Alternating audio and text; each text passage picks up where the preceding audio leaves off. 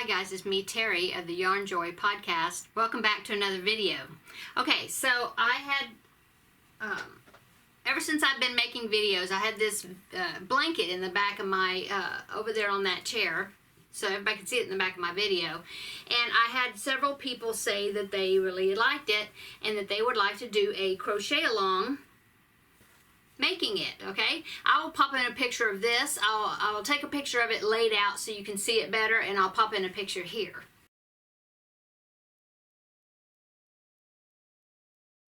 Okay, so since this year seems to be a popular goal has been among several of us in the yarning community is to work down our stash. So I was thinking this would be a great time to have this crochet along, and I've had several people say they wanted to do it along with me. So let's just jump right into it, okay?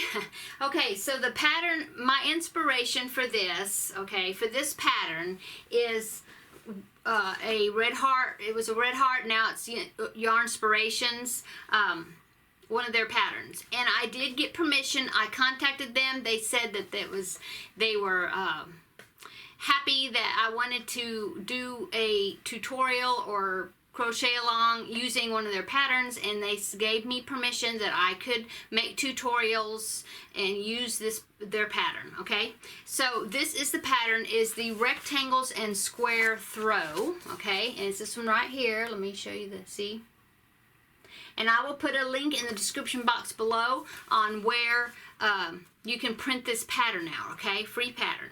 Okay, so when I got, because see, I did this throw several years ago, and I was thinking that this is the pattern that I used, and it was, except that I didn't exactly do the squares that they have in the pattern. Okay, now they have a chart on the back of this, on the back page here, see, and it shows the layout of the squares. And so I did do this, or got my idea of my layout with this. But the way I got started on it is the fact that I had all these little balls of yarn, and see, I still do. This is the ones I'm working with. You know, every time I get a yarn, working with a big skein of yarn, it gets down really small and I'm finished with my project, and then I have these little balls, I just throw them in these jars that I have. Okay, so I just started making granny squares, just basic granny squares, because I was thinking, well, I'll just do a granny square blanket. Well, I come across this pattern and I liked the way it was arranged, and I was like, well, that's cool. You know, I liked because it had small granny squares and large granny squares, and then even a granny rectangles. And so I just started building on the granny squares that I had, and I just went with it. Okay, and so now I did go into the pattern when I had requests on doing a crochet along, and so I did print out the pattern myself, and I followed the directions for their squares, and so I can show you those. I did one of each. Okay, here is the small square, and then here is the large square, and this is just random colors that I picked up and changed each round and put a new color in. Here's the rectangular one. Okay, so as you can see, let me show you the large square. So here is a large square that is just a basic granny square, okay, and this one is theirs. Okay, well, this one is larger, and so the entire project would be larger, and so the other difference is the fact that this is the same stitch around and around, okay, all using double crochets. Okay, this one has, and the other ones, they'll have double crochet rounds, but then they'll also have rounds that have single crochet, see? And so you end up using more yarn or more colors if you're still changing them every round. Changing colors, but then you would have more tails that you would have to weave in because you actually have more rounds. Unless you continued on and do more than one round in the same color, you can definitely do this. Do that. This is a project that I want you to use whatever colors that you want to use. You could use scratch. You can use scrap yarn, which is what I'm going to be doing. Okay, except I'm picking one main color, okay, to do for the border and the you know, tying them all together. In this one I used red because I happen to have a lot of red at that time. Okay, so you can do that, or you can use any type of color scheme. If you want them to have only 2 or 3 colors per round, you know, I mean per square, then feel free to do that. Just, I want you to make it your own, okay? That's what's fun about it. You can make it your own, okay?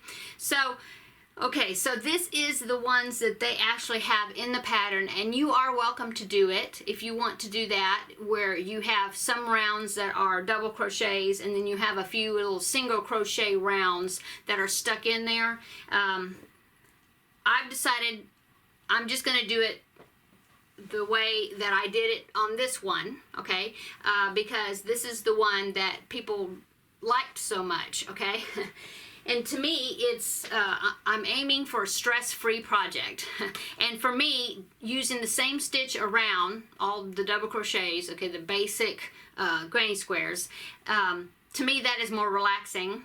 And I just enjoy doing that more than having to throw in different stitch rounds. But, like I said, you are welcome to do the actual pattern the way it's written.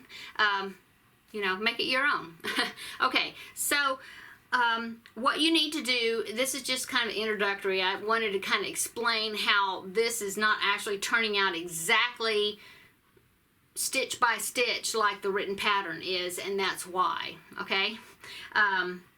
So now mine, I even did a layout differently because it depends on the size of the blanket you want. I know some people were saying they wanted a baby blanket size. They were going to do it smaller. I am aiming for a lapgan type size, okay? And so mine is actually is more square. I did not use, well, I was thinking I did not use like the bottom row when I was doing my layout of how they all went together. And so mine is measuring, the one I did is about 42 by 43. This is in inches, but basically it's pretty much square, okay? But it is a nice lapgan size, what I'm aiming for, because I want to do this to be either like a wheelchair lap blanket, you know, that I can donate. I think I'm gonna do that. So anyway, make it as big as you want. Like I said, I kind of use this to help me arrange how to do my layout of it, but you can make it as big as you want, as wide, as long, whatever you want, however you want to do it. Okay, so gather up your scraps, okay? I've got this container of little balls. I've got this one right here of little balls. I've got this one. And then I have bigger pieces that are just open skeins, and I have that in this basket right here. Whoop. I'm going to have an avalanche if I tilt it too high. I'll hold it. Anyway, whoop, there it goes. Anyway, this is full of open skeins and larger balls of yarn. Okay. Try to pick out yarn that is the same. You want it to be the same weight and even the same, well, kind of the same, well, I'd say at least the same weight. You definitely need the same weight, same fiber count. That's what I'm thinking of. Okay, I'm just using acrylic number 4 weight yarns like the Red Heart Super Saver. I do have some others that are a little bit thinner. They're still technically a number 4, but they're like Karen Simply Soft, I think. But I'm putting them together. They're working fine together. Okay, so gather your scraps, and then also you need one color that's a main color, and this is the one I decided to pick out for mine. I picked up this Karen 1-pounder. Okay, I have no idea how much, because I haven't, like I said, I made this a long time ago, so I don't know exactly how much of the main color that you're going to need. Well, well, I can't tell you also, because if you make it a different size, then it's, you know, whatever your size is, if you're making a bigger one or a smaller one or whatever. But anyway, pick a main color, something readily available, because if I run out of this, I can always go back to Joann's and get some more. Okay, but I'm starting with this Karen 1-pounder, and this colorway is called Grass Green. Okay, so I've decided this is going to be my main color. Okay, so And my crochet hook that I am using, I believe the pattern calls for an I hook, which is a it calls for a J hook, sorry, 6mm hook, which I did that for these ones, the ones that I made per, exactly stitch by stitch like the pattern. I'm going to be using, I wanted them not to be, I wanted the holes hopefully to be a little bit smaller on the granny square, and so I decided to go down to a 5.5mm crochet hook, which is an I hook. Okay, that's what I'm going to be using for my project. Whatever hook size you want to use for the yarn that you're using is fine. I know somebody said they were going to do it, but they were going to use baby yarn and make a baby blanket, and so of course they would use a smaller hook size. Maybe a G hook, like a 4mm or something, I don't know, whatever you're comfortable with and works well with your yarn. Okay? Okay, so I have my little notes here. Let's see, what else? Yeah, okay. And then I sketched out a layout here. See that? And that's kind of how I'm going to be doing mine, okay? And the way I did it, it's the layout I used for my blanket that I did already. And it worked out, like I said, kind of a lapgan type size, and I think that's a good size for what I'm wanting to use it for, or donate it for. And so I can even, if you want me to, I can put this as a screenshot and add it into the video, insert it. Otherwise, feel free to print out this, and you can use this pattern as your layout chart, or however you want to lay it out. Go for it. Anyway, so according to mine, I counted how many little squares I need, how many big squares I need, and how many rectangles. And the way I have mine laid out, I'm going to need 24 small squares, 12 large squares, and 12 rectangles. Okay, so gather up your yarn scraps, unused skeins, whatever you want to use, okay, and your main color, and decide on the hook size that you want to use. And then in the next video, I will be doing a tutorial on showing how I did these granny squares, the sizes, how many rounds and all that, for the small one, the large one, and then I will also be doing a tutorial for the rectangle, okay? And then we'll get started on this crochet along. Okay, so this crochet along is just for fun, just to have a sense of camaraderie, doing something together. That's fun. We can post pictures of our progress on how we're doing over on the Facebook group, which is Yarnjoy Podcast on Facebook. If you are part of Facebook, we can post pictures on there to show each other how we're doing on our squares and putting them together, stuff like that. And then I really hadn't planned on. There's not a giveaway or anything for participants. It's just a thing to socialize together and unite in working down our stash, okay? And so there's no time limit on how long you want to do it. You can do more than one of them. To me, granny squares are addicting. I really like making them. And so as you can see, I will admit I've already started because I've just been enjoying sitting there and pulling out balls of yarn and making squares. So really it's open-ended. However long you want to do it is fine. You can, take as long as you want to work on it.